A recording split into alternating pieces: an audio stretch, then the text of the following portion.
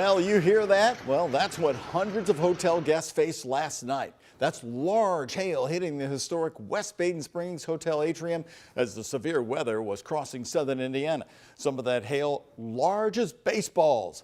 It left holes in the rooftop, and the atrium is temporarily closed at the moment as crews repair the damage. Hello, everybody. The storm recovery is our top story here tonight at 6. I'm Doug Proffitt. Crews with the National Weather Service Louisville office have been spending the day surveying the damage from those storms as the homeowners begin their cleanup. And it's a big job. Our team has been out there across Kentuckiana, in Jefferson County, Hardin County, Kentucky, and in French Lick, Indiana. Let's begin there with WHAS11's Isaiah Kim Martinez and photojournalist Alyssa Newton beginning our team coverage tonight. Well, it's what folks in and around the French Lick Resort describe as 20 straight minutes of hail increasing in size, essentially bombarding places like the Pete Dye Golf Course and a nearby hotel that's been around that building for over 100 years. But it was constant. I mean, there was no let up. What French Lick locals heard from their backyards, damaging cars and homes, saying they've never seen anything like it. We started to get people into shelters and shelter inside lowest levels. And what employees at West Baden Springs Hotel saw from inside in the atrium that is now closed. All of a sudden, you're seeing the size of my fist or a tennis ball or a baseball, and these things are just falling straight down out of the sky, and you start hearing glass shattering. Guests stepping up to the caution tape, getting as close as they can to take a look. Dozens of softball-sized holes from an intense period of hail, pummeling through the window panes of this historic dome. Light bulbs and globes were shattering. All 12 panels sustaining damage. This structure goes back to 1901, so 120 years. As you drive into the resort, you can see crews working on the roof to patch the damage. My head was at safety. Not far away, the Pete Dye Golf Course has recovered well from the craters that covered the greens and fairways just Sunday night. Divot marks, pot marks. Now all but the tee boxes mostly fixed. That's what kind of shocked me, that we didn't have more damage. Ultimately, Resort Chief Executive Officer Chuck France is counting his blessings. You hate to lose a landmark like this, but I'll tell you, the biggest thing is I'm just so thankful that no one was hurt. Saying these broken pieces can and will be repaired, maintaining this building's integrity and immense history that people flock from across the country to see. In French Lick, Isaiah Kim Martinez, WHAS 11 on your side.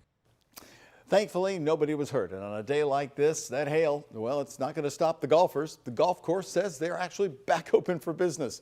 And golfers were making their rounds there on the golf course today.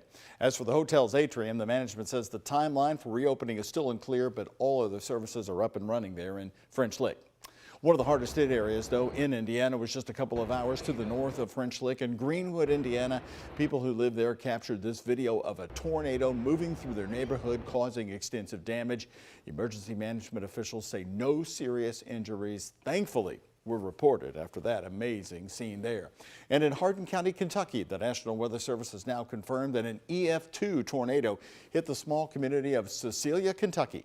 Drone photos from Hardin County Emergency Management shows us the extent of the storm's impact. Take a look. Roofs ripped off and the debris scattered across the yards. WHAS 11's Grace McKenna and photojournalist Jessica Farley are in Hardin County, going along with them as they look over the damage. We've all heard the typical descriptions of big storms, but a lot of the people we've spoken to here in Cecilia describe something pretty different, a seconds-long experience that cut a path through this neighborhood. An experience? It was like being in a blender almost. Unlike any other. Everybody's just showed up, asked me if I heard the train. I didn't hear the train. Around 10, neighbors in Cecilia had settled in for the night when what we've now learned was a tornado touched down. There was an extremely loud roar. Everybody says it sounds like a train, but I never heard a train sound like this. And then the house just exploded. Insulation, glass, everything was flying everywhere. In the light of day, the National Weather Service says these cornfields tell the story, helping identify the tornado, which managed to toss a gazebo and move trucks at John Key's home. Me and my wife are fine, and that's all that mattered. God wasn't ready to take us yet. We got more time together.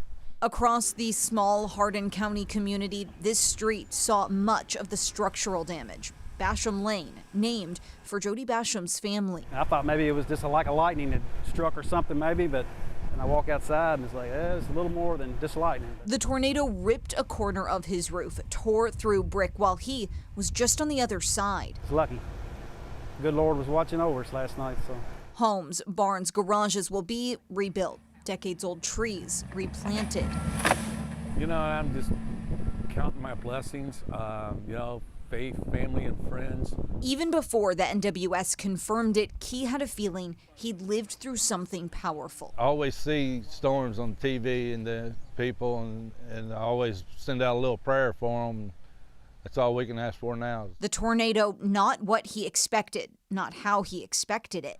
No time for sirens or any kind of warnings. But now, this neighborhood's reality. All told, emergency management believes a small handful of homes were damaged as well as plenty of trees, but thankfully no people were injured. In Hardin County, Grace McKenna, WHAS 11 on your side. Well, let's bring you up to date now on the power outages. LG&E, you could say, pretty much done a miraculous job getting folks back on after last night. They've been working throughout the night and all day to restore power in many parts of Metro Louisville. This is the live LG&E power outage map at the moment, and right now there are more than 6,000 LG&E customers without power just in Jefferson County, but that is down from about 22,000 at its highest point last night. You can see the outages are really still scattered throughout Jefferson County, but the highest number still out right now is in zip code 40242 in eastern Jefferson County. One other area crews have been focusing on today is Linden. WHAS 11's Jim Stratman and chief photojournalist Philip Merle show us the damage left behind. Well, this may be just an extreme example, but it's definitely an example of what we've seen all throughout Linden. You can take a look right here. This massive tree just crashing into this home. And in fact, when you take a look at this scene, you're going to be amazed that nobody was seriously injured when this happened last night. But that is the case at this point. Nobody was serious injuries, and that's something that everybody here is very grateful for. We're all lucky and blessed to be alive right now. Jeremy Kirkham has lived along Hare Lane for the last 18 years, and he tells me that last night's storm is up there with one of the worst that he's seen. The reality really setting in as he came outside Monday morning to assess the damage and clear his driveway. Amazing enough, Jeremy's house was unharmed, while trees and tree limbs lay draped along power lines and filling yards with debris. Sirens came on for the alert. They're just a few blocks away. Then they went off and we thought we were in the clear. We knew another storm was coming through. Okay, so we just hunkered down in the basement just in case.